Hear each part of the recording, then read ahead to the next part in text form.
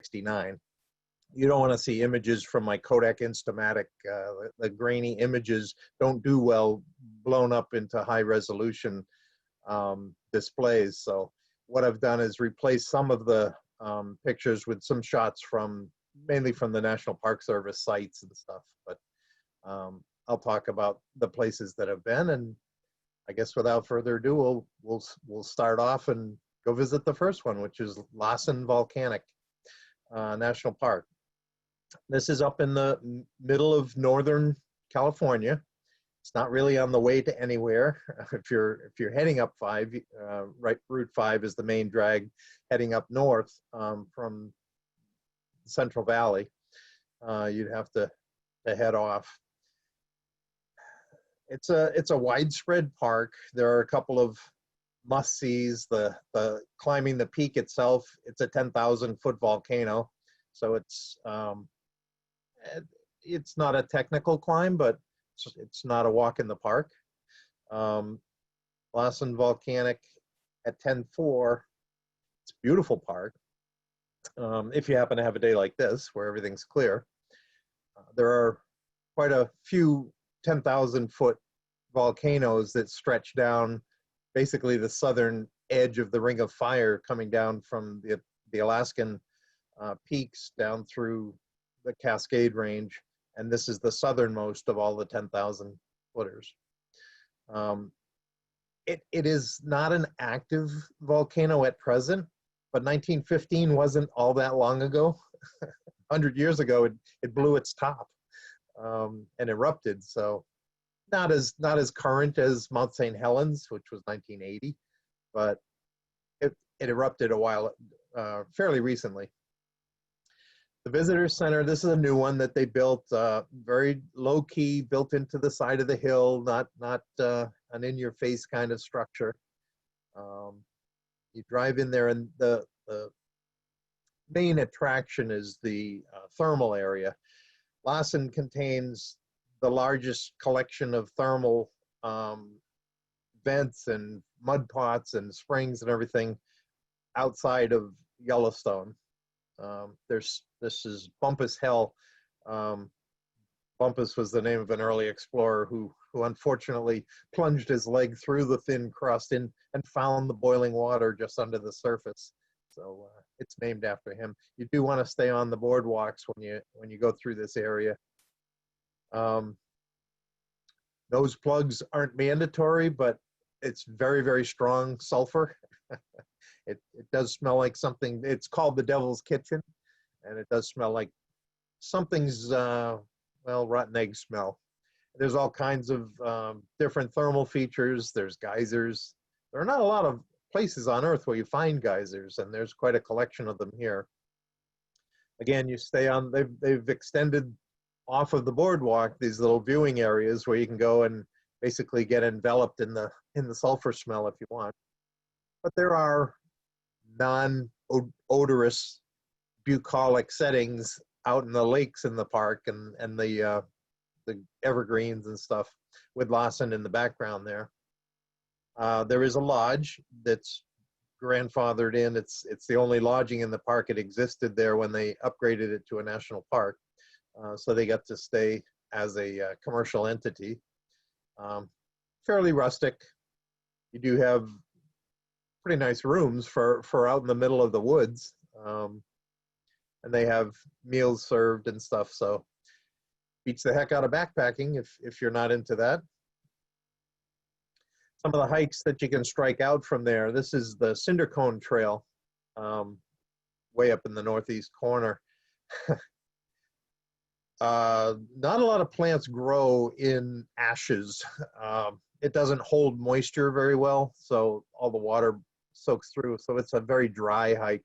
If you go there in the summer, you want to bring a lot. And there's the 10,000-foot Lawson looming in the background. This is a bizarre structure. They're called painted dunes, and it looks man-made, but nature did its thing here. That's like a little finger painting.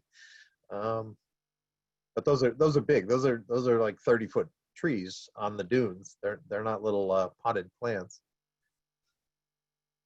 That's the view from up on the top of Cinder Dome, where when this dome erupted, the lava flowed and filled in most of Snag Lake. They tried to put a positive spin on it, and they call it the fantastic lava beds. They're pretty boring, actually. It's just pumice, and lots of it. 1,000 feet across, to give you some idea of the scale. You can see the trail coming in from the right there. So it's interesting from the point of view that or mainly from the point of view that Lawson is the only place on Earth where all 4 types of volcano can be found. We're looking at the cinder cone.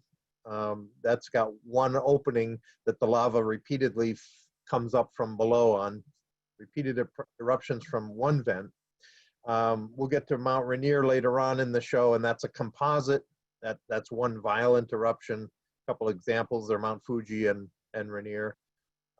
I'm not a geologist, so I hope you don't have any particular question on these. I'll just give you a basic overflow.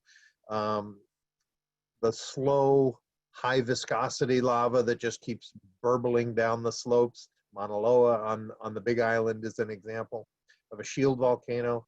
And then Lawson itself is a lava dome. So there's nowhere else on Earth where you can see all 4 types of volcanoes in one place except Lawson National Park.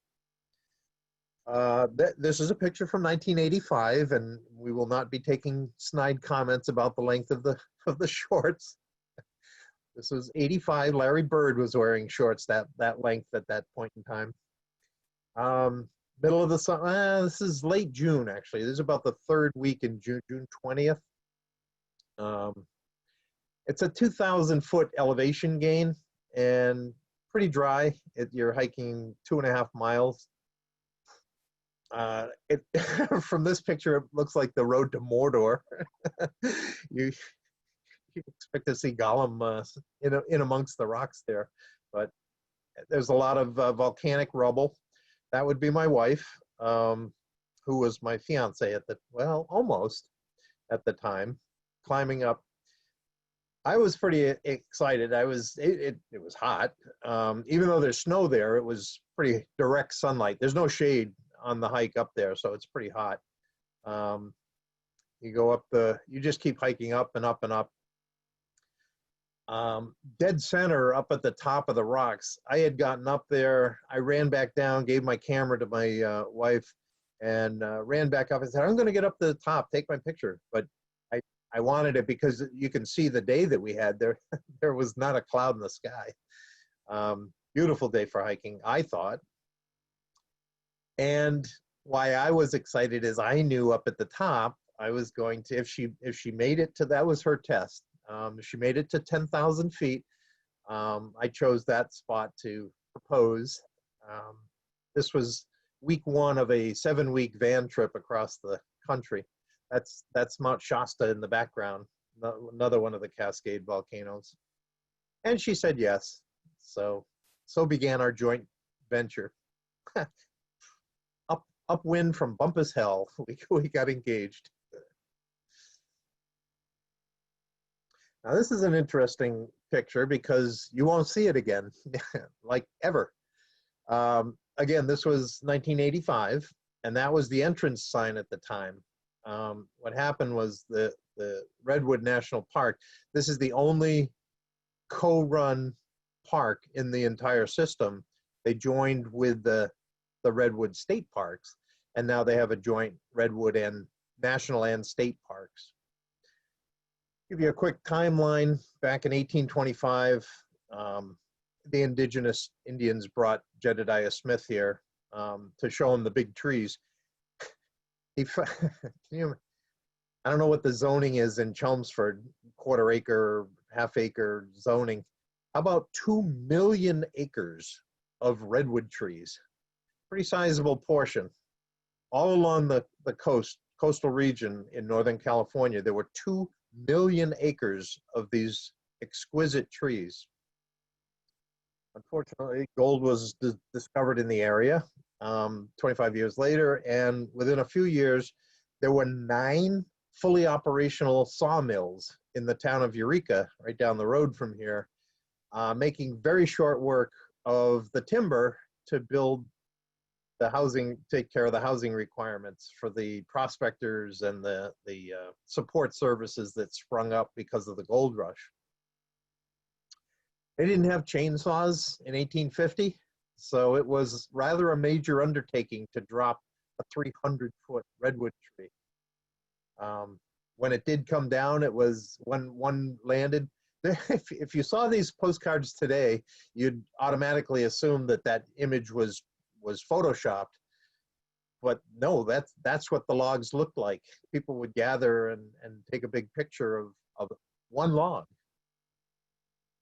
They'd cut them up into segments, and again, these are not Photoshop. That's the size of the redwood logs, the size of the trees that they felled. They would take a team of horses drawing a carriage to move one, so you can see the chain around the log, to move it out where there was a railroad built, and it was one log loaded per railroad car to get the piggies to market, to get the lumber out to the mills. One log filled up an entire railroad car. The 2 million acres didn't last very long. By 1920, they had been being felled for some 70 years, and the Save the Redwood League finally kicked into gear and said, wait a minute. It wasn't until fairly recently, 1968, with over 90% of all the old growth original redwoods disappeared, the federal government finally stepped in, and they dedicated 58,000 acres of remaining redwood to create Redwood National Park. 58,000 acres, that's a lot of trees, but not relative to the 2 million acres that started. This is an amusing picture because the backstory, that's Dick Nixon on the right with Pat and Ladybird and Lyndon Johnson at the dedication of the Ladybird Grove. The Park Service, well, Ladybird had a beautification program, Ladybird Johnson's highway beautification program all across America, designating scenic roads where there would be no commercial road signs or billboards of any type. So she wanted to have a grove set aside in the new national park dedicated to her. So I don't know if you're familiar with Lyndon Johnson, but he was from Texas, and he was rather straightforward, straight shooter. You didn't have to guess, read between the lines with him. So he came to called the Park Service, his interior secretary in cabinet post, and said he wanted a grove dedicated to Ladybird Johnson. And the director, the interior secretary, kind of fidgeted a bit and looked down at his shoes, and President Johnson's, what's the problem?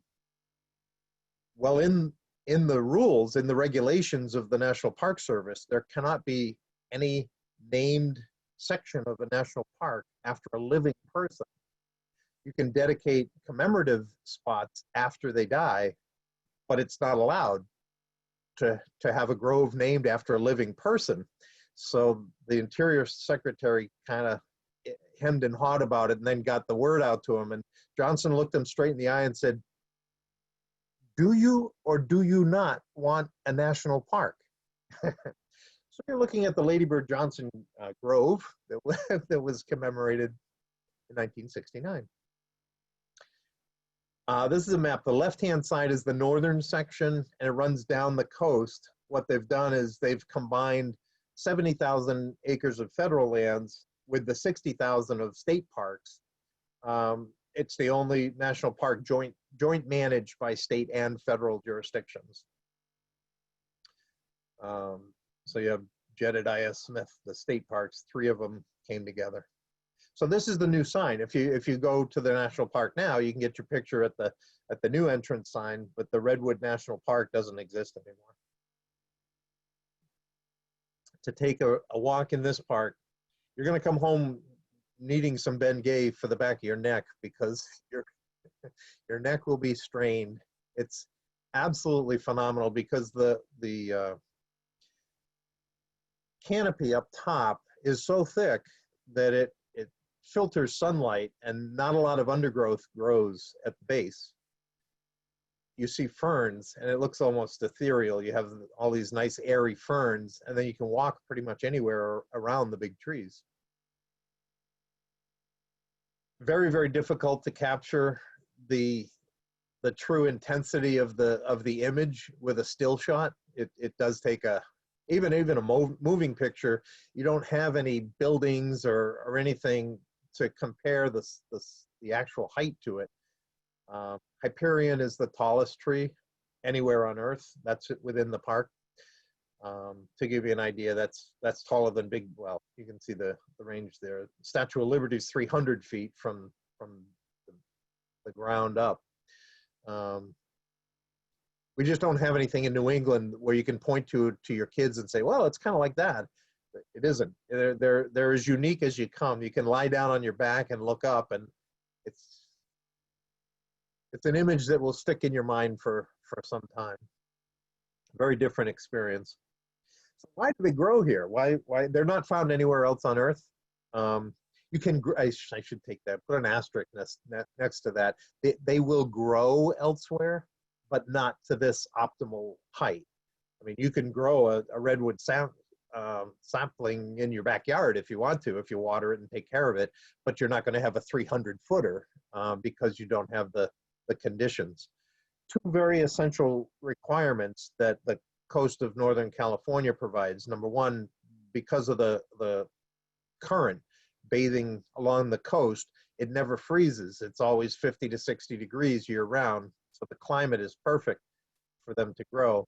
But the biggest reason is the fog. The fog comes in on a daily basis, comes in as the warm air clashes with the cold, and every afternoon the coastal region is swathed with a blanket of fog.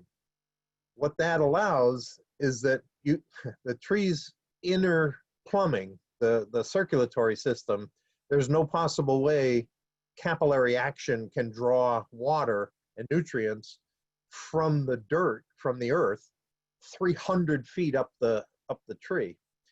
It can't get up that high. So what the bathing of fog does every day is it provides the water to allow the tree to grow. So if you don't have daily baths of fog, you're not going to be able to have growth like this. This is Highway 101, which runs north along the coast from San Francisco, well, all the way along the Pacific coast. This is a section called Avenue of the Giants, and you can pretty much pull over anywhere you want and head off. There's trails like this that just go up, and you'll find it busy. It's RV central during the summer months, the high visitation periods.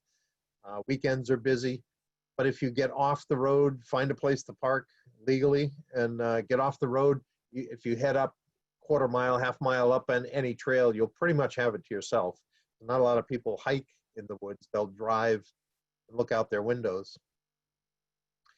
Poaching is a problem in the park.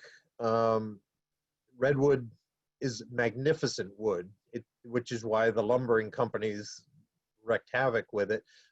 Very, very hard wood, makes beautiful lumber, tremendously beautiful grain, dark red grain to the wood. So it's great for furniture. This tree had a bulbous burl growing off of it, and a poacher took the risk and brought his chainsaw up and cut it off to have, but he got fined $11,000 and 700 hours of community service for that act. Humboldt State University is up in that neck of the woods. They have a complete program just for learning about and studying up in the canopies. You get to rope up and go up high. Lots of redwood tree research that obviously can't be done anywhere else. they've now built to get up close and personal to the trees. The giant tree is the largest tree, redwood.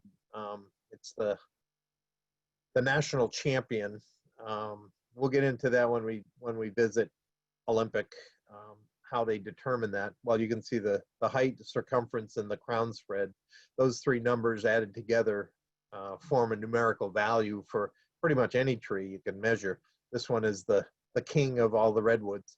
So people want to go and take pictures of it, and to keep the earth around the base of the tree from compressing on the roots and basically killing it, they've built a boardwalk here so that you can walk. A lot of the old growth areas are now protected from trampling with boardwalks like this. No shortage of photo opportunities. It's just stunning. You can get very, very creative. Like I say, this was lying down on the earth, looking up, and the fog coming in. It's pretty amazing stuff.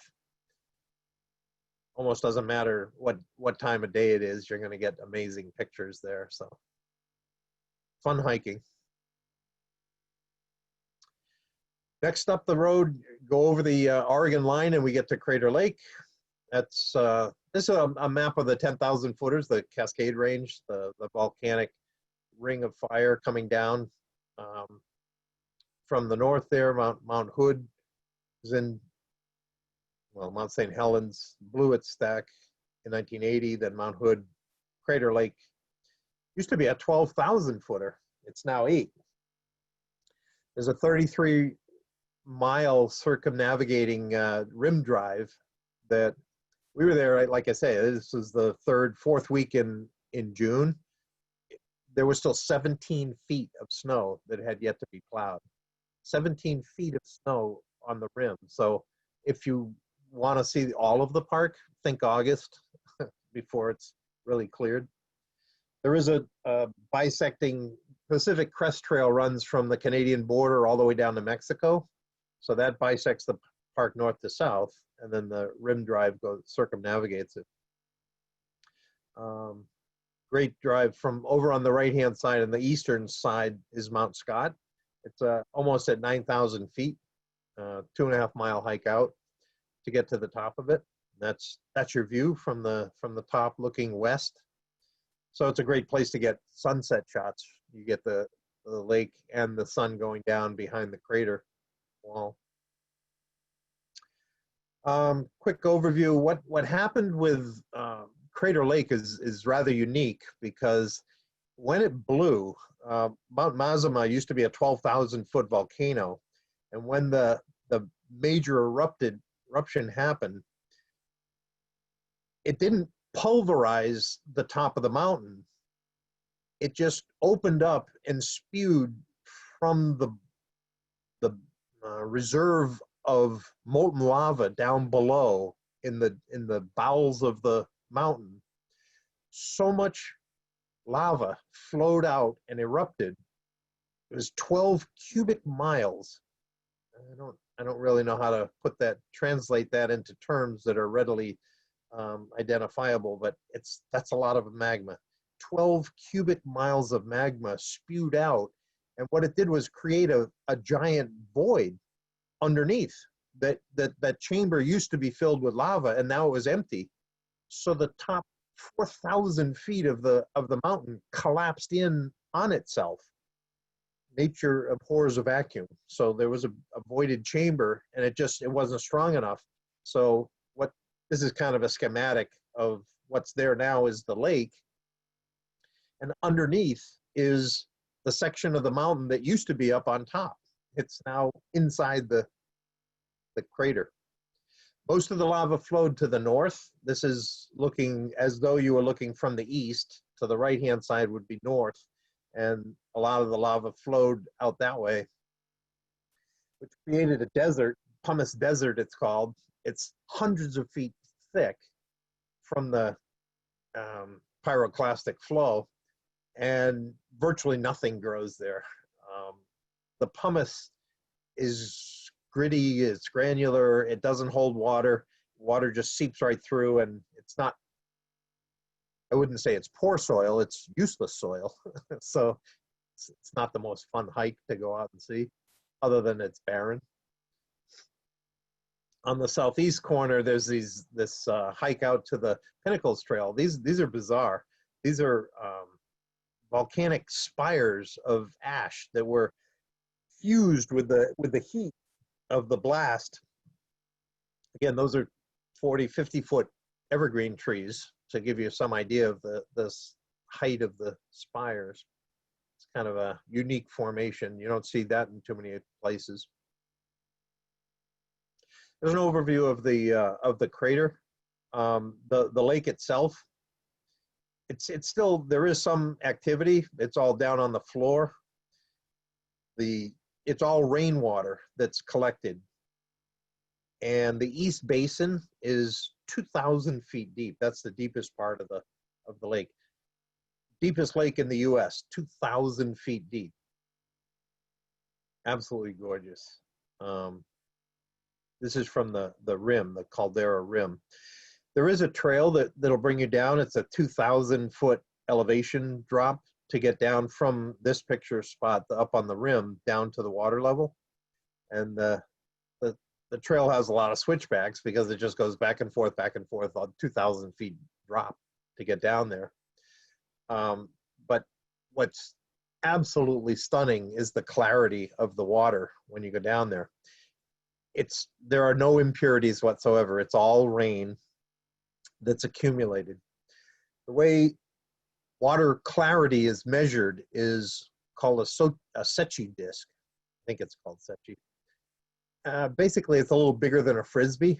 It's a white disk that gets lowered on a line, and you keep lowering it from a boat out in the water until the disk is no longer visible. And that sets the clarity range.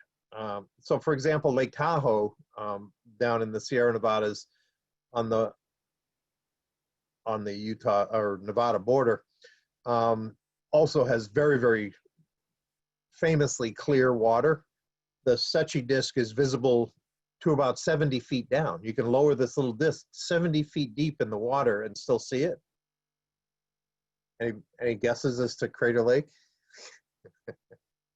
About more than double. They've lowered an average day, it's 140 feet. You can lower the disk and still see it. They had a particularly clear day back in '97 where they went out to take their measurements, and they lowered the disk 175 feet down and could still see it. So it's just fun. You know, it's not a normal measurement that you take on a regular basis around here, but you wouldn't see a disk. I took this picture from water level. The yellow stuff down the bottom floating on the surface is just pine pollen. And as you can see, this is about June 25th. There's still snow all around the place, but this wasn't a filter. That's the sky. That's the color of the sky, and the color of the lake reflects it, and it is just indelibly etched on your mind when you see something like that. The color of the water is just so striking. It's easy and clear. Like I said, it's clear as a bell.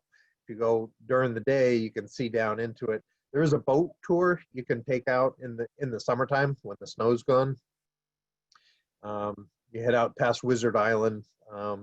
Phantom ship rises up. They call it a phantom ship. The outline looks like it's a ship rising out of the sea. Over on the left is Wizard Island. An awesome tour to take in our national parks would be, if you have the means to do so, to go and stay at all the fantastic lodges. When the railroads built their access to Mount Rainier and Yellowstone and Glacier and Grand Canyon and all the great parks, they wanted all the Easterners to come with their money and ride on the railroads. Well, this was one of the original great lodges that was built. Crater Lake, it was built back in 1915. Sits right up on the edge of the caldera. And when you have the 300-foot Douglas firs to build it out of, you can make structures like this. there it sits, and that's at night. There are no other towns or anything in the area, so other than the backlighting from the lodge itself, it's very clear skies. This is from Mount Scott. That's the sunset view from up on high looking west. So that's Crater Lake. Our next one up is Olympic National Park. That would be my son, my oldest son, Brooks. People in Seattle are spoiled. They're ringed with 3 different parks. It's about 3 hours north to North Cascades National Park. An hour south is Mount Rainier, and a couple hours to the west is Olympic. It's out on the Olympic Peninsula, on the other side of Puget Sound. When the last of the glaciers retreated, carving out Puget Sound, it left the Juan de Fuca Strait opened up, and it left this Olympic Peninsula very isolated. It's actually the largest unexplored land left in the lower 48 states, because it's, well, you'll see it in a minute. Word got back in the early 1900s to Teddy Roosevelt that the largest species of elk in North America were endangered. They were going extinct. They were being hunted to extinction. And he was a hunter, but he didn't want to see the game disappear. So he went out and created Olympic National Park. Well, it was a national monument. You can create, it takes an act of Congress to create a national park, but he created the Antiquities Act, actually. He came up with it so that a sitting president with the stroke of a pen can create a national monument. He wanted protection right away, so he used his pen and created Olympic National Monument. And then it was upgraded, 30 years later, to a national park status. It's not a huge mountain range. Olympic is just under 8,000 feet, but the Olympic, one mountain in the middle, Mount Olympus, holds there are 60 glaciers in the Olympic Mountains up on the edge of the peninsula here. You can see the red inroads, that the roads, you can come in from the north on Hurricane Ridge. You can go into the hot springs in Solduck from the road. You can swing around to the west and come in to the rainforest, but there are no roads that traverse the park or really make inroads in any length. And then there's a Pacific Rim section along the coast. It's not physically adjacent to the park, but it's administered to by the National Park, Olympic National Park. The longest undeveloped stretch of wilderness beach anywhere on the coastline of the lower 48. 60 miles without a condo, without a beachfront property. So driving up from around Puget Sound, this is Hurricane Ridge driving up. It's absolutely pristine. You could be in the Swiss Alps. You drive up there, you can look to the west, and you see the glacier-covered Olympic Range. And there's my wife waiting for Bambi to come. There are no firearms allowed in national parks, so the deer don't know that they maybe should be afraid of you. They come over to, this one grabbed the sandwich right out of my hand, actually. So they're pretty tame. But the drive around from Hurricane Ridge, you have these 280, 300-foot Douglas firs. It's like land of the giants because of the growing conditions there.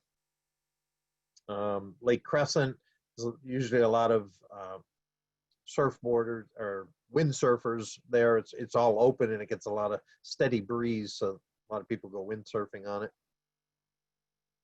This is a simple little hike. You can park there, and it's basically a level 20-minute hike to get out to this 90-foot waterfall. There are a lot of glaciers there, and when it warms up in the summer, you have melting snow. So with mountains and melting snow, there's running water everywhere. There's unbelievable, which is why it's called the North Cascades. But that's the size she was showing. I apologize. It wasn't focused very well. She was showing off her new engagement ring. I wanted some scale to show the size of the plants in the area. I don't even know what plant this is, but that's the size of the leaves on it. Waterfalls, waterfalls, waterfalls. If that's your thing, this is a great place to hike. Sole Duck is an area that you can hike through. There's cascading rivers and stuff.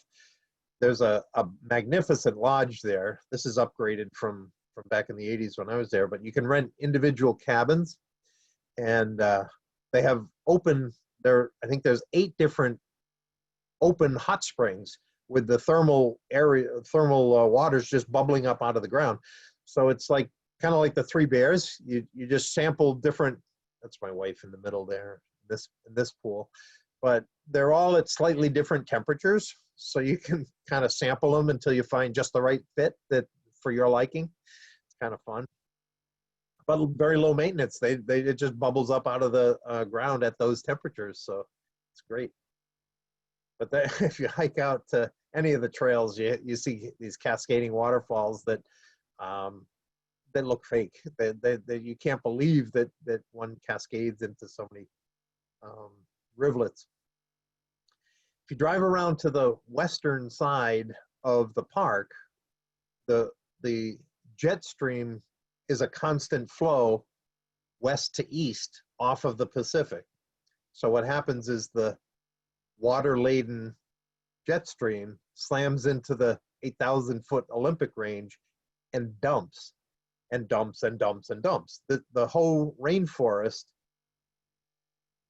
gets over 350 inches of rain a year. The growing conditions are such, the moss is everywhere, but there is more biomass per acre in this stretch than the rainforests in the Philippines or Jakarta or anywhere, mainly because the old growth forests, the Sitka spruces and the hemlocks and the red cedars are so massive. They make up a lot of the volume, but added to it is there's just this coating of everything.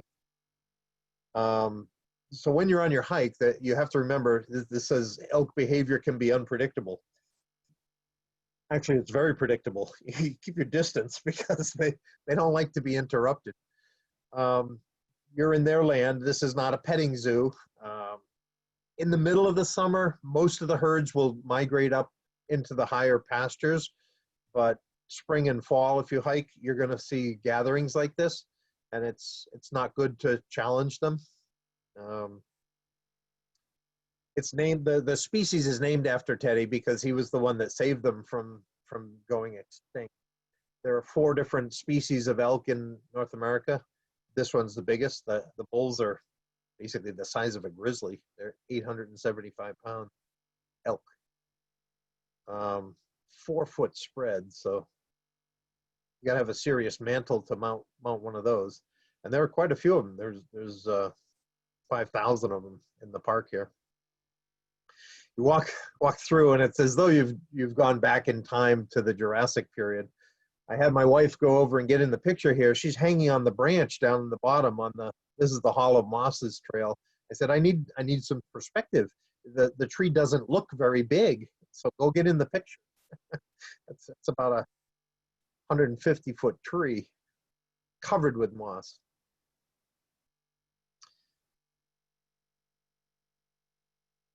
That's a maple tree. It doesn't look like our maples. I mentioned champion trees earlier. You measure a tree, any tree has a measurement. You measure 48 inches from the ground and measure the circumference of the tree. And then you measure the total height, ground to the top. And then the crown spread is lateral, how broad an area is covered by them. And you add the 3 together, you can get a numerical value for any tree. And every species has a champion tree. I'm up in New Hampshire. Somewhere in New Hampshire, there's a white pine that's the champion white pine. Well, there are white pines in Massachusetts too. So every state has their champion, and then the one will be a national champion.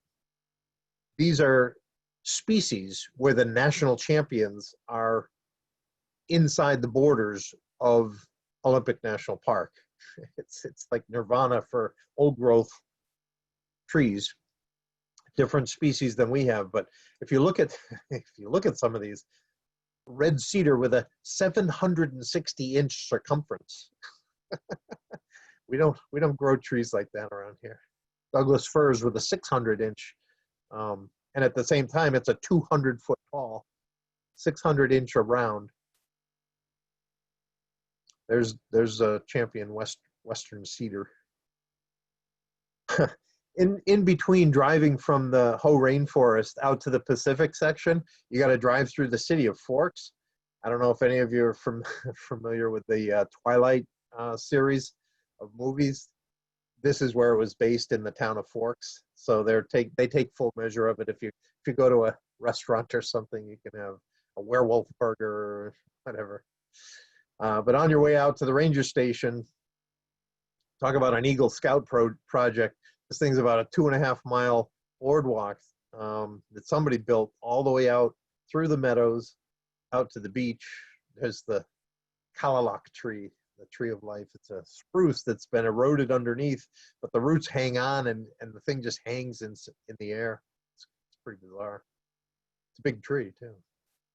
This deer came while we were waiting for sunset, looking at the rocks off the coast.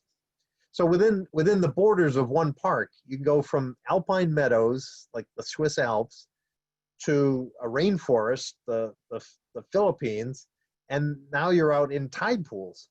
So some parks, an afternoon is fine. You can drive in and see the park and say that, yep, I visited Gateway Arch National Park or something and took the ride up there. This park demands some time. You don't just blow in an afternoon and say you did Olympic. This is a big one. It takes a good week to say that you've explored the park. Shishi Beach has been added. This is actually indigenous Indian land. You have to cross to get out there, so you have to get permission. You pay the Indian reservation a $10 fee, and they'll let you take the dotted line out at the top at the end of it's 2.3 miles to the point of arches. And it very much just is determined by the tide as to what you're going to find out there. At low tide, there's sand flats, and all these starfish and everything get exposed while the tide recedes. I didn't take these pictures. I've never been to Shishi Beach. Andy Porter is a local photographer, and as you can see, he's good at what he does. It takes all different times of the day. You can sit in one place and just sit there, and per the sun angle and the tide coming in and stuff, everything, the composition of your picture changes dramatically depending on what's doing, the clouds that come in, the angle of the sun rays and everything. And then if you can camp out there, other than a few other tent sites, this is the sky that you get to see, because there are no backlit, there are no towns or anything up there. You're out in the wilderness. Beautiful place. North Cascades, if you go north from Seattle, it's about a 3-hour drive. Nicknamed the American Alps, it's probably one of the least visited parks in our whole system. Just nobody goes up there, and it's very accessible. As you can see, there's Highway 20 goes right through it, so it's not really off the beaten path. There's national recreation areas. NRA is the national recreation areas on either side of it, and then the Route 20, as it goes through the park, has been deemed a U.S. scenic highway, so there won't be any billboards or buildings or anything built along it. So this is your drive as you come up to go into the park. You've got glacier covered mountains all around, year round. Mount Shuckson, you'd be hard pressed to take a bad picture up in this area. This is in the northern section of the park. You'd have to hike a bit to get in here, but as you can see, in my opinion, it's well worth it.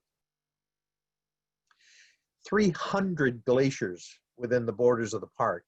Now this is only several hundred miles due west of Glacier National Park. Glacier National Park has 25 glaciers. same climate, different jet stream, different influences. The glaciers in North Cascades are not receding, and there's over 300 of them. Oh, there we go. Glacier has a total of 25. The mountain goat is the image of the park. They're everywhere. This is their type of area. Mount Baker is a big one. There's my wife sitting on the Pacific Crest bisects the park on its way through. And there's 3 big lakes: Ross Lake, Diablo, and Gorge Lake. And there are 3 big dams. The 3 of them together supply over a quarter of the electrical needs for the city of Seattle. And they're big. The road, that Route 20 is what goes right along the tops of the dams. Not as big as some of the big ones, but they're gorgeous. They have overlooks. The minerals washing down from the glacial silt filter in the water, and the silt is suspended. That's what causes the emerald coloration of the water. Hiking, you'll have it to yourself. Stop me if I've said that before, but not a lot of people go out there, and you don't have to hike very far. And this is your scenic. You're above tree line, so your view is not blocked, and you just have the most gorgeous. Actually, this picture I took, I'm sitting on our futon in our van, and we had driven to this point. And what we used to do is put a vice grip on the hinges of the back doors of the van, so they're flung out. And I'm looking. This is the view out the back of our van that we drove to. Didn't even have to hike here. That's Boston Peak up at the top. You're at 9,000 feet, or the peak is. There's waterfalls, melting glaciers, and waterfalls cascading. Didn't even have to hike to get to it. We drove up to here. Note the absence of anyone in the picture. Then there was no other car that was up here. It's a pretty, I don't know why people don't go there. It's gorgeous. Obviously, the Cascade Range was named from the cascading water in the area. There's waterfalls all over the place.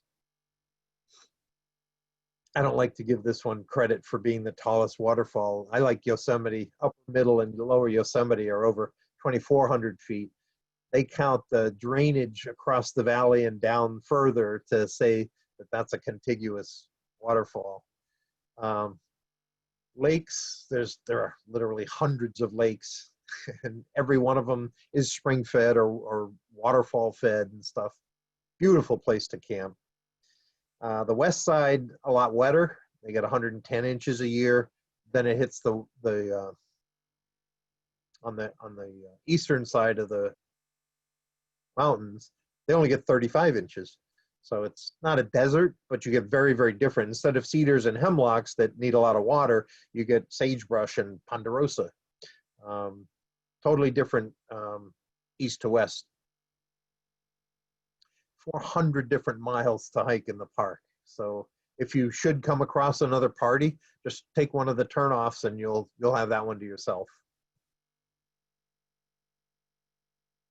This is what's waiting out there. Sunset. Great place to camp. And hopefully I'm not going too far over my time. It brings us to Mount Rainier, the last of our 6 parks here in the Northwest. Rainier is a big one. Rainier is, as you can see, it's only 80 miles from Seattle.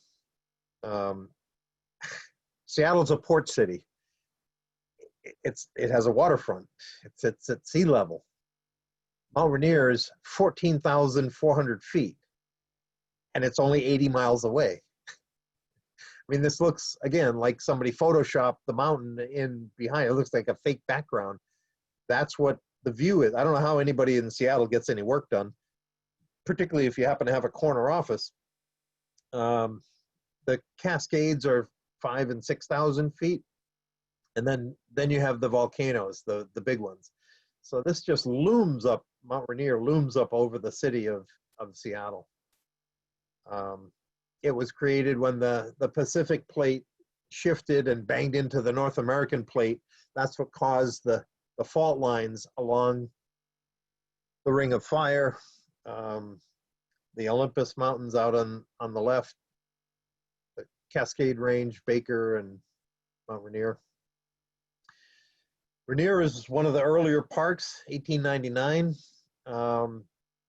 Didn't take long, and they had a 93-mile trail circumnavigating it, so you could walk all the way around to circle the mountain. Takes several days to do so.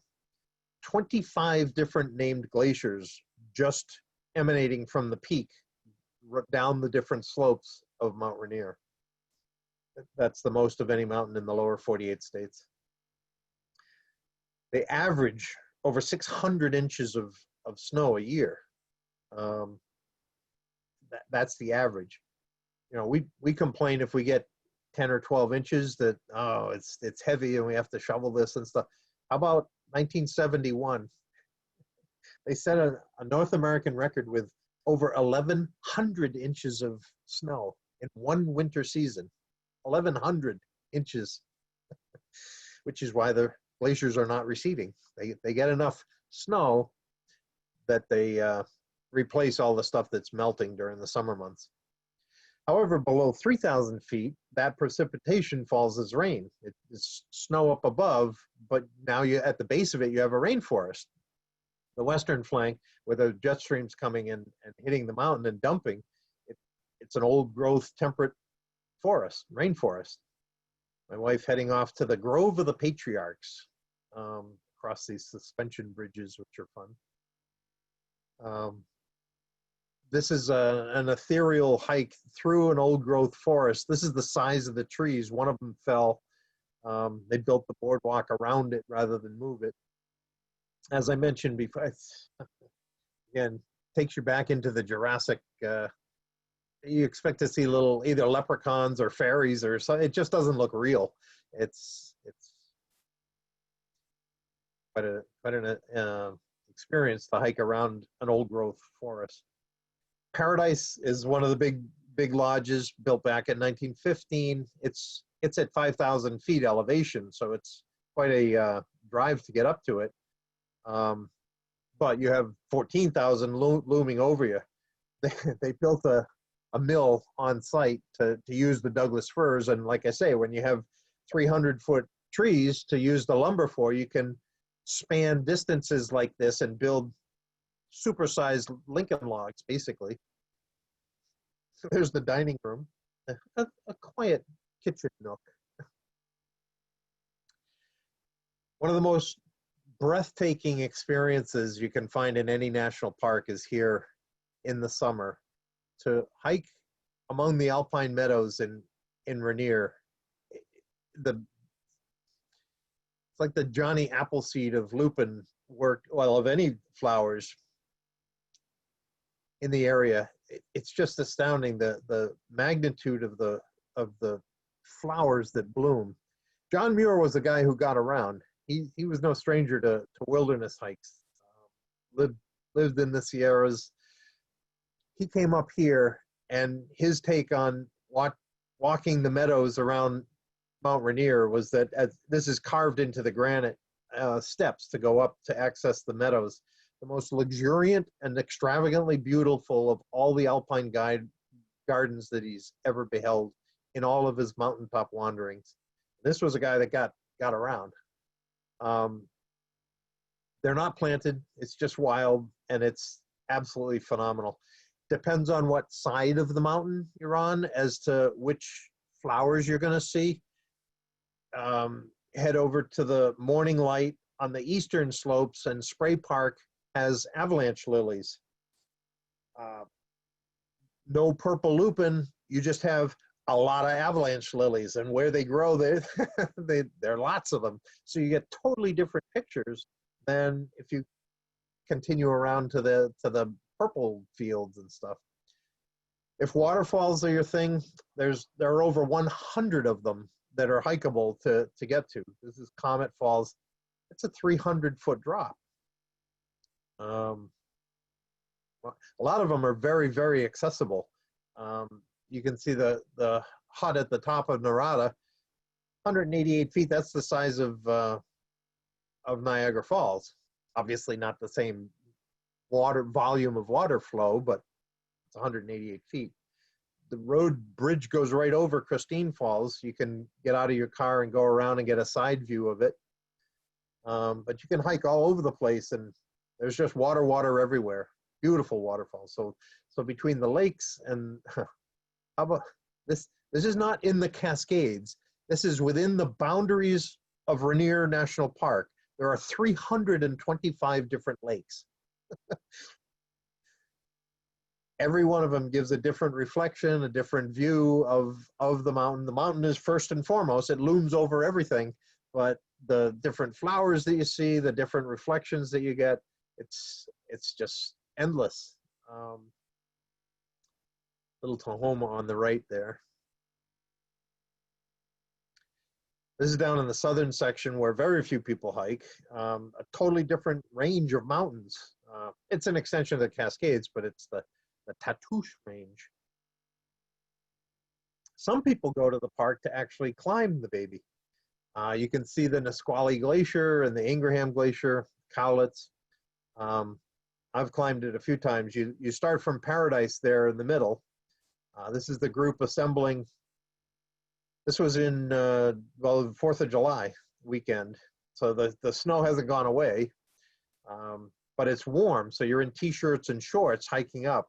The first day, if you do the 3-day hike, the first day they bring you up and teach you how to put crampons on and how to hike rope together and stuff, practice self-arrest, and they're evaluating your conditioning. And then you do an up and down in 2 days. You leave here at 5,400 feet and you hike up. That's Mount Adams off in the distance, just at a rest stop, while we're hiking up to Camp Muir at 10,000 feet. They have this sorry excuse of a bunkhouse wired down so it doesn't blow off. But you stay here and they wake you up at 3 in the morning. I actually spent a week here in July. In the winter. If you go up to Rainier Mountaineering is the concessionaire that leads mountaineering training on the mountain. Spent a week in that little box there, the Camp Muir.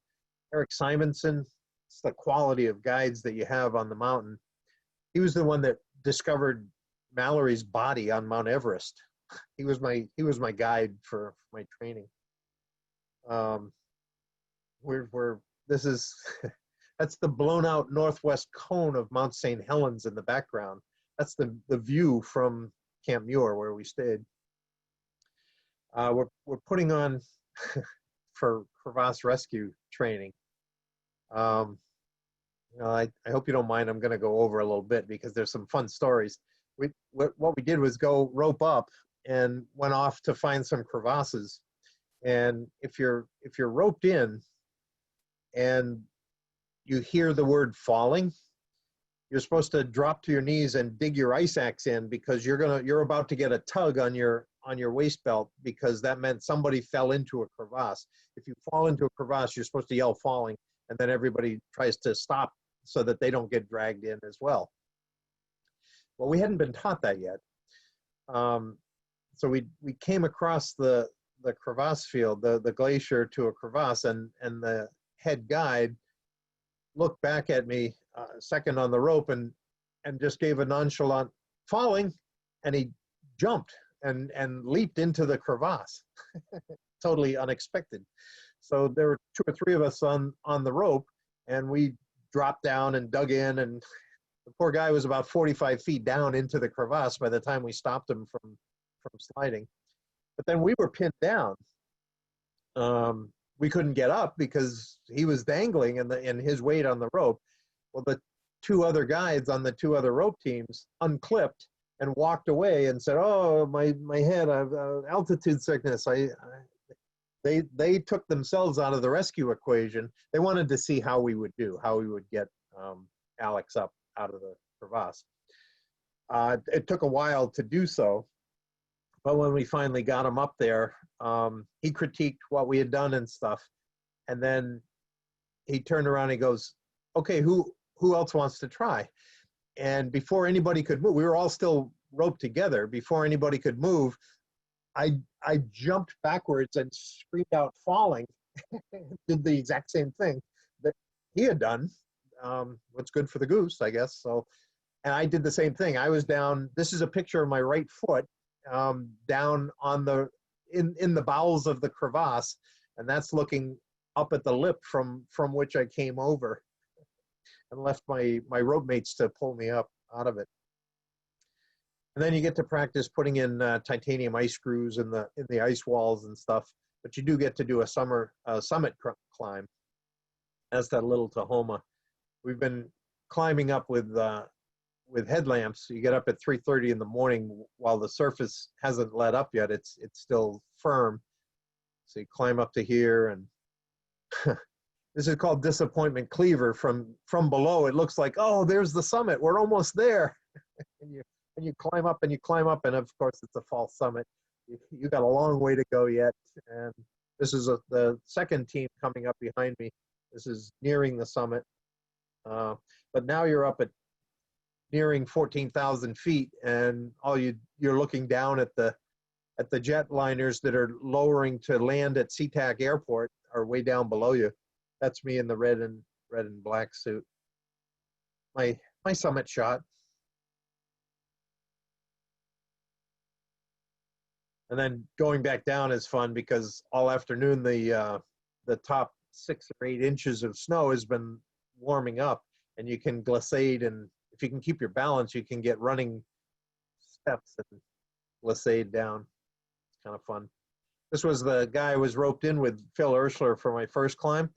He had just returned from the summit of Everest.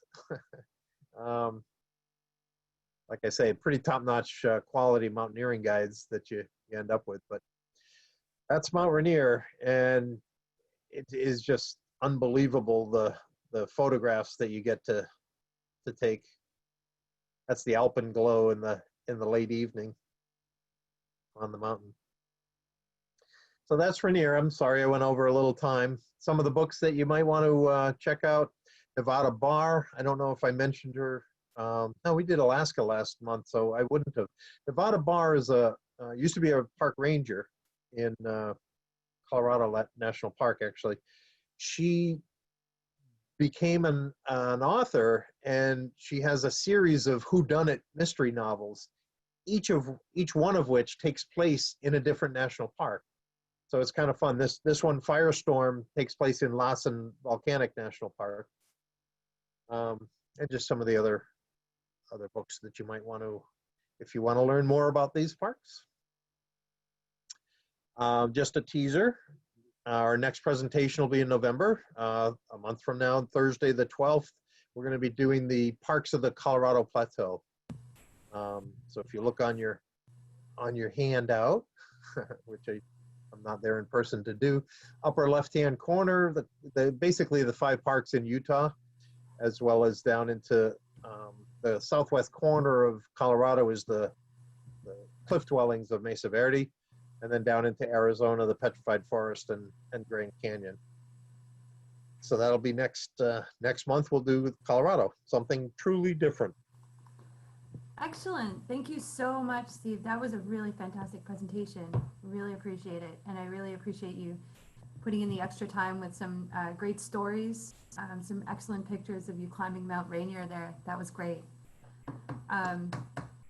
We did have a couple of questions came in so far. How difficult is the drive from Seattle to each of these parks? And I mean, any of the all parks open roads, no small back roads or anything. It's highway to any of the 3 of them. It's about an hour to Rainier, 2 hours to Olympic, and 3 hours to North Cascades. So. And is the traffic bad at all? I mean, I guess it depends on what time of day you're going. Absolutely. What time of year. Go when people are not there. I mean, getting out of Seattle depends. Don't do it during rush hour, but if you use that as your base of operations, you can be in any of the parks departing in the morning, and you'll be there. And then, are there any lodges in North Cascades National Park? There are not. None within the borders. There is, if you Google lodging and North Cascades National Park, you'll find one it's right on the western gateway, actually. It's just outside the entrance to the park. It's not the cushiest accommodations, but if you just need a place to put your head for the night, you can wake up and be right at the gateway to the park. So there are a couple of very, very small towns, but it's out there. It's not a thriving metropolis anywhere near there. So there are no, they don't do Motel 6s or anything. You'll have to find more of a family type lodge. And then someone else asked, is there one park that is a favorite of yours? Well, the way I interpret that question is, if I had one park to go back to for a full week's time, which one would it be? And actually Olympic and Big Bend would be a tie, and for the exact same reason. We went through the three different, Olympic is 3 parks in one. You can spend days up in the Alpine Meadows. I didn't even get into the hiking up into the Olympic Mountains. I had not spent enough time there or allotted enough time visiting it. We were up in the Alpine Meadows over at Hurricane Ridge, and then we spent a day and a half hiking in the rainforests, and then we spent a couple days out on the Pacific Rim section, and that wasn't enough. You literally have 3 separate parks within the one park. Big Bend down in Texas on the Rio Grande is exactly the same. 80% of the park is an extension of the Chihuahuan Desert coming up from Mexico. There are over 80 different species of cactus in the park. So there's a desert component. It's the only national park to entirely contain an entire mountain range. The Chisos Mountains are contained within Big Bend, and they have sky islands. They're 4,000 and 5,000 feet up above the desert floor. So you have ponderosa pines up in the mountains that are surrounded by desert. So it's a totally different climate up there. And the perimeter of the park is the Rio Grande, which has carved canyons with 1,500-foot sheer cliff walls on either side that you can take canoe trips or rafting trips down through the canyons. So you have river environment, mountain environment, and desert environment all within the confines of the same park. So to me, that's what I would say is my favorite, is the ones where you can get more bang for your buck. Awesome. Then, I think someone said, I think Jack Kerouac and some of the Beats were fire watchers in the Cascades and lived for weeks at a time up there. Are any of those fire towers left in the Cascades? I don't know that. That would be a hell of a place to be stationed, though. Yeah. I don't know anything about the fire towers. Oh, okay. Well, that was, everybody just loved all of the photos, the commentary. They really loved the commentary. Someone says they loved Crater Lake, and now they have others to add to their travel list. Very exciting. Beautiful national parks to discover. Everyone's looking forward to booking their next trip when we're all able to travel safely again. So I apologize if I seem to hurry through, but there was over 200 slides there, and I didn't take the pictures willy-nilly. If I took a picture, it was for a reason, to remember something. And even if you talk for 1 minute on each picture, it would be hours and hours. So it's kind of hard to get through all of them. But I hope I gave you enough food for thought as to look up more on your own. And now you got an idea of what's out there waiting for you. Hey, they're Yeah. your parks. You pay for them. You might as well go visit them. Absolutely. Yeah. We did have just one more question before we go. Christina was asking, is the only option to camp in the Cascades if you went for 1 week? Well, in North Cascades, in the park. To camp in the Cascades if you went for 1 week. Christina, do you want to unmute yourself and ask your question? If you went to Olympic National Park for a week, you have the sold duck cabins. You could have a base of operations right within the park.